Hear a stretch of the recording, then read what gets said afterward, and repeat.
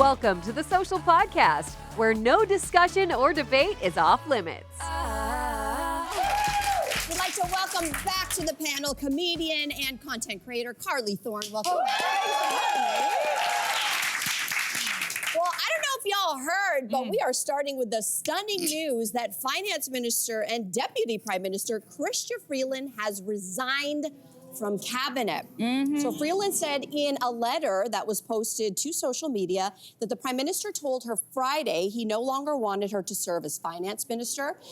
Freeland said that she will be staying on as Liberal MP. Now, her announcement comes just hours before she was set to deliver the government's fall economic statement, which should be very interesting. In the Commons today, this is the most high profile of a number of resignations that we've seen recently from the Liberal federals. What do you think this all means, Jess? I think it means that people who thought Canadian politics were boring might have to reconsider. I'm charged up. I'm just reading all about it, reading about all these leaks that were leaked to the Globe and Mail, and they're saying some leaks came from Freeland's team, saying that that they were at odds. Freeland and Trudeau were at odds because of this budget stuff, and also because she is sort of annoyed that he's taking off the GST and giving away those checks. She's like, she's the finance minister. That's not a good idea right now to give away money. And then that he's leaking stuff to the Globe and Mail about how he's sort of courting Mark Carney all again, maybe to become the new finance minister. So Andrew Coyne in the Globe and Mail had this line to say. He said, I can think of no finance minister before who has been the subject of hostile press briefings by the Prime Minister's office on the very eve of a particularly crucial economic statement, or who has been forced to mouth words to which she is plainly opposed as her final act before being dismissed. So he wrote that on Thursday. Flash forward to today. She wasn't dismissed, she quit. And I'm kind of glad she did. Oh. I love that. Yeah, reading the letter, it really you can feel how frustrated she is. It feels like she was trying to do her job. Yeah. And he wouldn't let her. He just wanted to give away $200 to everyone. $250. Oh, yeah. And much better. Yeah. And it reminded me of on the day of the G20 summit, Justin Trudeau was on his TikTok doing Milkshake Monday, where he just made a bunch of milkshakes, and I was like, you have a country to run, babe. Girl, get out there. Like, you asked for this job. You campaigned for this job. You begged. What if I asked to come on the show, and then I was like, actually, I'm gonna stay home and make milkshakes. Thanks so much.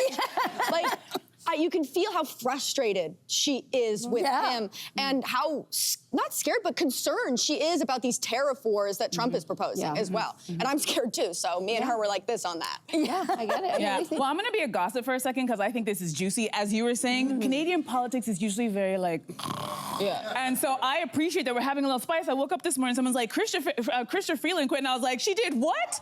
And I really wanna know, when I read that letter, I was like, tell me what's really going on. Do you wanna write a tell-all book, Chrystia? Because I'm ready to purchase. I know. I'm ready to put my credit card down and read that book. But that aside, you know what I was remembering actually was back in 2015 when Trudeau was almost like bragging about the fact that we had a very balanced cabinet with men and women. And now in 2024, I'm looking around, I'm kind of going, what is the future for women in politics with Chrystia Freeland, who they were in lockstep, the two of them, and now she's walking away. So it brings up all of these questions, and then again, her replacement is a man, and I'm like, what's the future of politics for women in this country? Because as much as we talk about our neighbors to the south, and Lord knows they give us enough to talk about, they have a lot more representation of women at every single age and every single level, and we do not have the same thing here. And with Chrystia leaving, that's the first thing that popped in my mind. I'm like, okay, so what's the future of women? It reminds me of, I think we all have experiences where when you're working with men, they love you until you argue with them and then they call you the B word, you know? And I felt for her because that feels like he wants her to do her job until he disagrees with how she does her job, and now he's upset. I guess, you know what, I don't disagree with any of you. I think everybody has got great arguments here. I think for me, the one thing that I stand back and say, as much as I'm sad to see a woman who is the very first ever finance minister that Canada has ever had step away or feel pushed out of her job, I feel that is sad. I think we do need women at all levels of government, 100%. The flip side is, we all know it, this government is floundering. Yeah. It's floundering. Yeah. And this, to me, is the last Hail Mary that the Prime Minister can throw to try to shake something up. If the rumors hold true, he's looking at a cabinet shuffle before Christmas, maybe by this Wednesday. If you are reading some of the rumors, again, I can't believe I'm saying rumors in Canadian politics. I know. In the same sentence. Who's doing all the leaks? Who's doing all the leaks? So leaks? to me, if he is, which is rumors, that he's courting Mark Carney, who was the former governor of the Bank of Canada, former governor of the Bank of England, he has got a massively, amazingly long resume. If you're going to come into a Trump era again, you better have all your soldiers lined up. So to me, as sad as I am to see her go, we got to get ready. We have a mountain to climb in 2020. But it feels like dysfunctional right now. It feels like a dysfunctional It feels like a reality show. a little That's what bit. it feels like. A little bit. Yeah. Okay, do surprises make you happy or uncomfortable?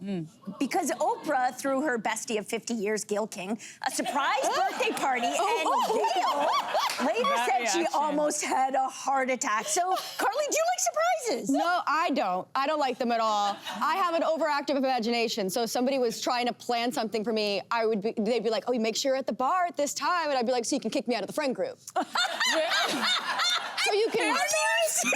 Yeah. Like, paranoid? Yeah, no, it's bad. It's not good. I did throw a surprise party for one of my friends. We made a group chat about it called Shh, Don't Tell Meredith. And then one time I was hanging out with Meredith and she saw a text come up in that night to be like, it's fine, it's fine, it's fine, it's fine. Oh, no! So I think it's very hard with a digital footprint to plan that. But, Yeah. I don't care for them at all. I don't. I don't either. I'm a firstborn girl. We don't do surprises. We don't like that. We make surprises. We don't like to be the subject of surprises. So I famously say on the show that Ryan and I don't fight. My husband and I we don't fight. We have had one fight. When he tried to plan my surprise 30th birthday party, and I was planning my 30th birthday party. So he planned a party under my own 30th birthday party. And so exactly. So we were supposed to be going to the party that I planned for myself. He goes, oh, we just have to make a stop. And I'm like, a stop? We're gonna be late for my own party. He goes, I know, I'm really sorry. And I'm like, I can't believe that today of all days, you gotta make a stop to see your friends, whatever. And we walked in and it was my surprise party. So I walked in with a super sour face. I will say this. Once I was able to get off my fuming horse, I was able to relax and have a good time. But note, there has never been a surprise party since. Oh, I can understand why. Simon planned one for me for my 40th, and it was I actually loved it because I don't know how he pulled it off. He managed to get my mom there. She doesn't drive, she lives in London. I still don't know how he orchestrated it, but I did have a lot of anxiety the following day thinking about people that weren't invited. Do you know what I mean? Because again, the loss of control, and I was like, oh my gosh, what if someone finds out about it? But I could at least say, like, I didn't plan it. I think it's fair to say we have a panel of control freaks here, because you are gonna plan a good time for me and I'm not involved in it? How dare you? How dare you plan a party with my friends and food and alcohol? You are monsters.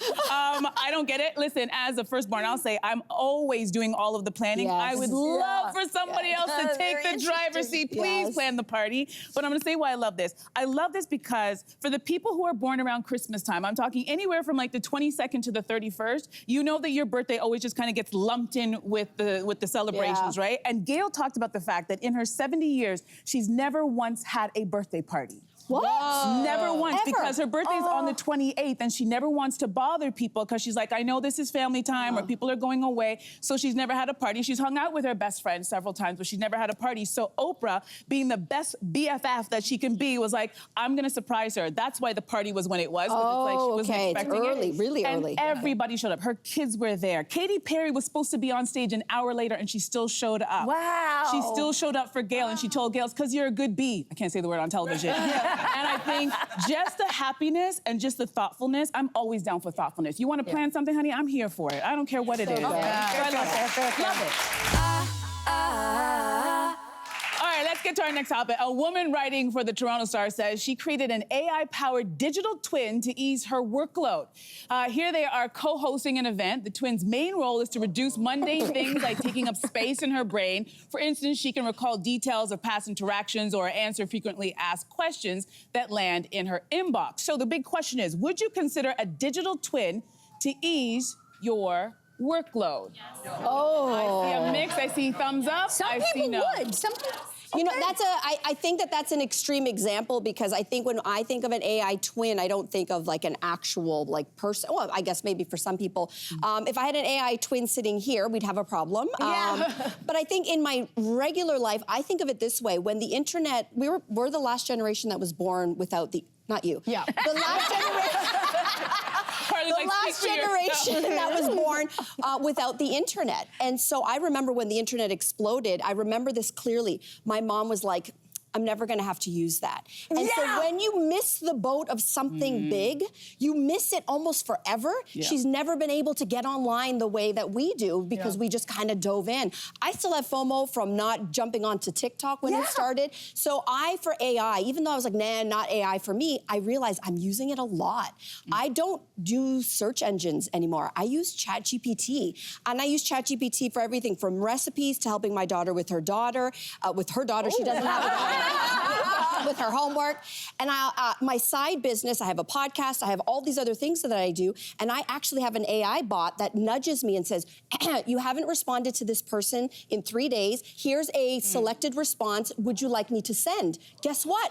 Most of the time I go, yes, great response. I'm already using it, and guess what? It takes so much time for mundane emails off my table. So guess what? I'm team AI twins. Okay, wait. All right, I like that you said that because you make some good arguments, but okay, Sue, that is for your project because you're self-employed in that way. Say you work for a company, because this person works for a company, and you know, no matter what sector you're in, all these companies are doing what? They're cutting corners. So why would you, if you are an employed at a company and you want to keep your job, I assume, would you have a technology that can tell your boss, hey, this technology is doing probably 60% of her workload. So wait a second, let's do the math here and let's see if we can almost get rid of that person or more people out of this department so we can have less people, pay them less, and then just put the money into the technology. The technology doesn't need a day off. It doesn't take vacation. We could use it any time of the day. Just don't tell your boss that you're using it. Don't invent. No, but you can't. Serious. No, if you work for a company, this type of AI twin, it's very expensive. So there's no way your boss doesn't know about it. This is not something you can just download on your phone, what she's talking about. And there are several issues with this. The number one being your job. This technology, don't get me wrong, I don't want to sound like that old person who's like afraid to go into the future, but we have to pay attention that it's going to get rid of a lot of jobs. I'm so with you. I am like tinfoil hat. Grandpa being like they're listening. You're the young person. This is what I'm saying. Yes, 100%. I was on TikTok when it started, which rotted my brain to exorbitant amounts. I really am anti-AI. I get it. Yeah. I would never judge someone for their personal choices, but I always think about how Dr. Jeffrey Hinton, who won the Nobel Prize for inventing the programming that most AI is based off of, quit Google and has now dedicated his life to talking about how dangerous it is. Oh, that's an interesting point. Never in the history of the invention of anything has the people who created it turned around and said, wait a second, I created something that we all need to like pull back, like the atomic bomb and AI. Okay, yeah. That's not good. Yeah, that's not good. Like, that's not a good comparison. No, that's not good company to keep. So it really freaks me out to be able to invent your replacement for free. Yeah. And also just to train something that can then overtake you. I think AI can be used really great for really great things medically, but I think about this all the time. I read about it all the time because I haven't found somebody able to make an argument that hasn't made me terrified that it's going to take over the world. Yeah. Like, it really scares me. I know. Yes, I get it. There is a lot to be scared of, but when I think of medically what's happening, that there are AI machines that are able to detect breast cancer years before a doctor ever finds it, I'm okay with that. Yeah, I'll be honest. We're okay with that. We're just saying if you're employed for the company, that you should think twice before you're like, this is a great idea. No, it's not, honey. Also, it's scary. The picture of like her AI twin looks terrifying. Yeah. I'm like, that's gonna stab you. Like, I mean, she can't jump out of the screen. Yeah. I guess. We'd end on a positive note. But anyway, speaking of twins, everybody. The youngest person is so dark about it. Yeah. So scared of it. Speaking of twins, everybody, a Toronto bakery hosted a Drake Lookalike contest this past Saturday. Now get this. Drake actually gifted the winner $10,000. Oh my gosh. Wow. It was actually Girl Drake. Yes. This is Michaela Chambers. And that's funny.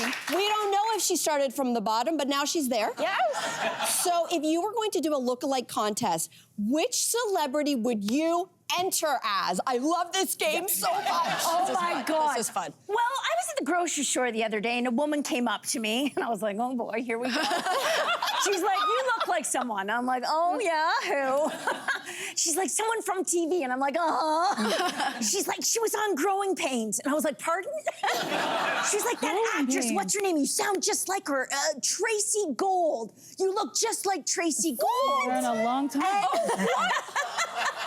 No. And then I told her, I was like, maybe, No. are you thinking about The Social, that Jess Allen from The Social? She was like, no, not her. Yeah. I don't see it. Tracy No, Gold. I don't see it. A little bit, chubby That's a no. cheeks. I know. I don't All right, see Carly, you're up next. Who do you look like? Okay, so I feel like I'm an individual, but I've been told several times I look like either Michelle Williams or Carey Mulligan, but I think I have facial blindness for myself. Oh, I get Carey Mulligan for sure. I can see that. I can't tell the difference. That could be You do Michelle that. Williams or Carey Mulligan. I couldn't tell you. I Maybe can't- like a second cousin. Yes, Yeah. I Like think you resemble. sisters or but Yeah. I get that. I All see right. it a little bit. You know What about what? I'm like you. I'm one of one. The Yeah. only one. Not to quote Beyonce. Just saying. But you know what's so funny? I asked AI, you know what AI told me? That I look like Rihanna. And I was like, this is why the AI cannot be trusted. Yeah, that feels. But I actually think, I've been told I look like Janelle James, who plays Principal Coleman on Abbott Elementary. I'll take it. She's pretty. I'll take it. Oh, wow. I'll take it. So I like that one. Yeah, But yes. I always get, because I'm a mixed kid, so. No! I wish, but no. You guys are far too kind. I know it's Christmas time, but anyway. I often get Nick Lachey's wife, Vanessa Lachey. Oh. Because she's also, you know. It's true. I see it. No, I see You know, it. she's half Filipino also, so the mixed kids, It's one we're of those all things. mutts. It's like, you're Filipino, so you look like the you one look Filipino like girl. whoever, right? Yeah, that's how it works. my I'm not mad. I'm not mad. No. So listen, a writer for Refinery 29 says that we as a society have become much more selfish, they say, and we need to show perhaps more kindness and consideration to one another, maybe even just beyond the holidays. Have we lost social etiquette? What do you guys think? Have we? Okay, good. I thought it was just me. I'll tell you the top 3 things that I'm seeing that really, really grind my gears. The first thing, I don't take public transit as much because I just bought a car. But prior to that, I've been taking it for like 10 years straight. And I cannot tell you how many times I've seen an elderly person or a pregnant woman get on a streetcar or a bus or a train and nobody gets up. And I'm glaring at the men going, are you not seeing this? Is it because they're all on their phones? No, they're looking that pregnant woman dead in her eye like this. And I'm like, really? You're not gonna get up? So then if I'm sitting down, I'll always get up. The second thing I notice, and this is so funny, people do not say good morning. Or if you say good morning, they do not return it. And I live in a condo, and people are notoriously not friendly.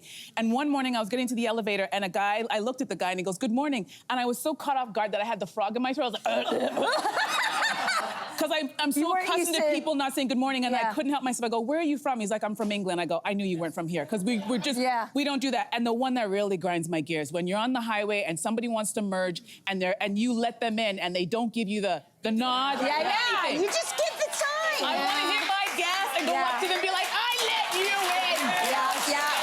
That's true. Thank you so much. It's true.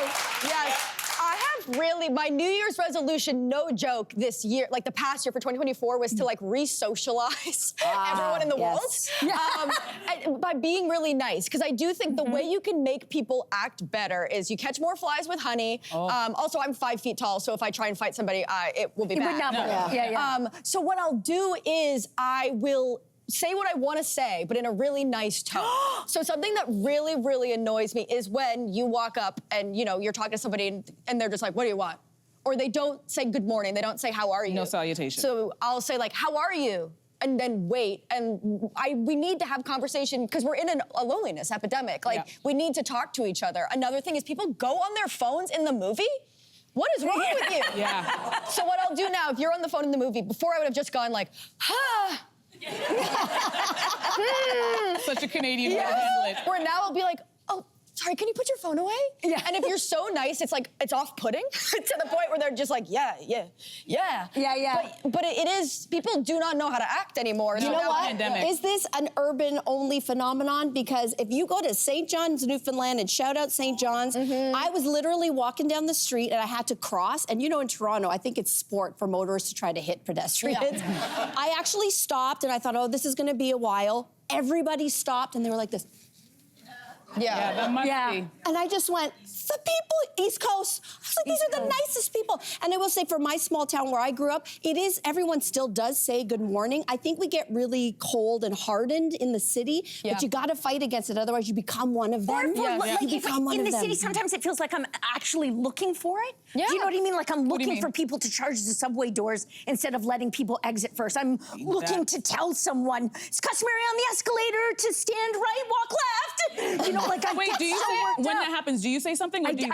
I started doing this in the summer, and I found that I was coming to work filled with rage before I even got in the door. Yeah. For all the reasons, just raging.